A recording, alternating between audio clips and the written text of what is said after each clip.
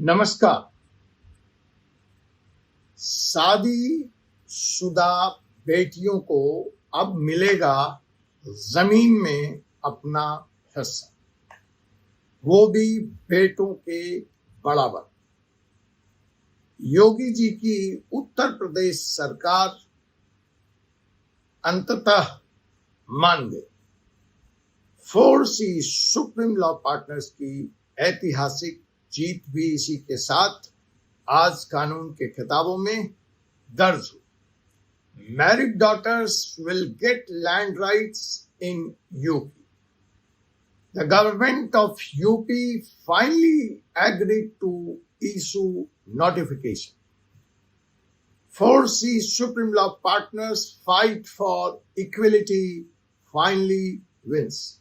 नमस्कार दोस्तों, मैं हूं doctor Ajay Kumar Pandey, advocate supreme court of India और 4C सुप्रीम लॉ पार्टनर्स का फाउंडर पार्टनर। आप इस वक्त देख रहे हैं हमारा legal channel 4C supreme law partners.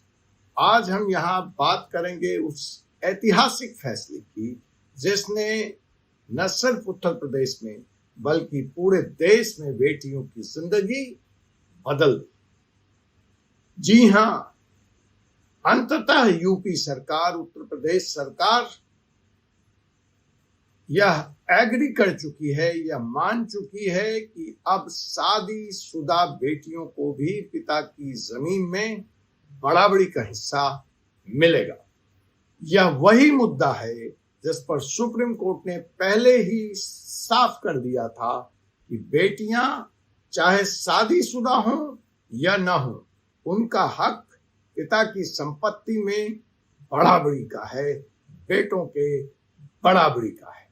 लेकिन यूपी सरकार इस मसले को मानने से इनकार करती रही थी, लागू करने से उत्तर प्रदेश में टाल मटोल करती रही थी। लेकिन आज वह दिन आ गया है जब हमारी पुरानी लड़ाई 4C सुप्रीम लॉ पार्टनर्स की और आपकी आवाज अंततः जीत गई। Friends, I am doctor Ajay Kumar Pandey, advocate supreme court of India and founder of 4C Supreme Law Partners. Today in this episode we are going to talk about a historic development that the UP government has finally agreed that married daughters will get equal rights in their fatherland. This is not new. The Supreme Court had already made this very clear, crystal clear, that daughters married or not are equal to sons in inheritance. But the government of UP had been denying this right, and today finally the resistance has fallen. Finally the wall of objection has fallen. This is just not law. This is justice delayed, but justice not denied. Let's celebrate this. आपको याद होगा इस मुद्दे पर लगातार मैंने कई video बनाए थे, लेख के माध्यम से सरकार का ध्यान आकृष्ट किया था, PIL भी करने की बात सोची थी। लेकिन हमारी यह लड़ाई PIL लाने से पहले ही अपने मुकाम पर पहुंच गई और हमने अपने channel 4C supreme law partners पर बार बार यह बताया था कि सुप्रीम कोर्ट का जजमेंट बाइंडिंग है, हर राज्य में इसे लागू होना ही होगा। लोगों ने इस पर काफी सख्त टिप्पणियां भी की थी, मुझसे नाराजगी भी जाहिर की थी। आज भी इस वीडियो को देखने के बाद वो ऐसा करेंगे, मुझ पर तरह तरह के आरोप लगाएंगे कि मैं परिवार तोड़ने वाला वकील हूं, मैं घर में झगड़ा कराने वाला वकील हूं। लेकिन देखिए, उत्तर प्रदेश सरकार की अपनी राजनीतिक मजबूरियां थी। वह मेल समुदाय को, लैंड होल्डिंग समुदाय को नाराज नहीं करना चाहते थे योगी जी, इसीलिए वह इस फैसले में जितनी देरी कर सकते थे इसको लागू करने में कर रहे थे, टाला मटोली कर रहे थे। लेकिन कानून तो अंततः वो भी सुप्रीम कोर्ट का कानून किसी भी सरकार को मानना ही पड़ेगा और मानना ही चाहिए। राजनीति अलग है। जब हम इक्विलिटी की बात करते हैं बेटे और बेटियों की, तो वह बात सिर्फ किताबों तक सीमित ना हो, उसे जमीन पर भी उतारना पड़ेगा। तो साहब, फाइनली यूपी सरकार ने अपने रेवेन्यू कोड में अनमैरिड डॉटर्स की शर्त लगाकर बेटियों को बाहर करने का काम किया था। हमने तब भी कहा था कि यह भेदभाव है, यह संविधान के आर्टिकल 14 और आर्टिकल 15 का उल्लंघन है। हमने यह भी कहा था कि सुप्रीम कोर्ट के जजमेंट को कोई राज्य सरकार नजरअंदाज नहीं कर सकती। May you remember I had already made several videos on this exact issues. On our 4C Supreme Law channels, we repeatedly said, we explained that Supreme Court judgments are binding on all states. We have written a lot of articles in our newspaper, on our website, but UP kept hiding behind the revenue code, excluding married daughters by using the word unmarried. We stood firm. We said this is discrimination. This is the violation of Article 14 and 15 of the Constitution, and no state can defy the Supreme Court judgment. Finally, भारी विरोध के बीच, राजनीतिक दबाव के बीच और सामाजिक सोच के बावजूद यूपी सरकार बेटियों के हक में, बहनों के हक में खड़ी हो गई। रेवेन्यू काउंसिल ने संशोधन का प्रस्ताव पास किया है और शादीशुदा बेटियों को भी अब बराबरी का हक मिलने जा रहा है। इसका मतलब है अब पिता की जमीन में बेटी चाहे शादीशुदा हो या ना हो, उसका हिस्सा सुरक्षित हो गया। And now, despite huge resistance, political pressure and social bias, finally the UP government has agreed to give equal share in the property for the daughters. The Revenue Council has approved this amendment, and married daughters now in Uttar Pradesh will also have equal inheritance rights. This means a daughter's share in father's land is protected. Marriage will no longer erase her rights.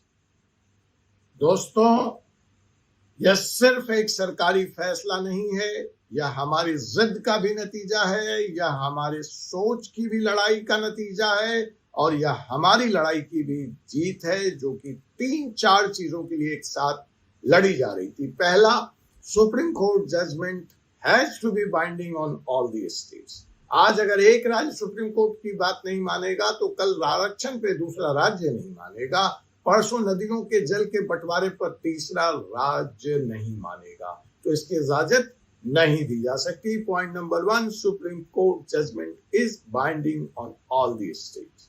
दूसरी लड़ाई जो हमारी थी वह थी fundamentals right की, वो थी इक्विलिटी की, बराबरी की, वह थी कॉन्स्टिट्यूशंस के आर्टिकल 14 और 15 की।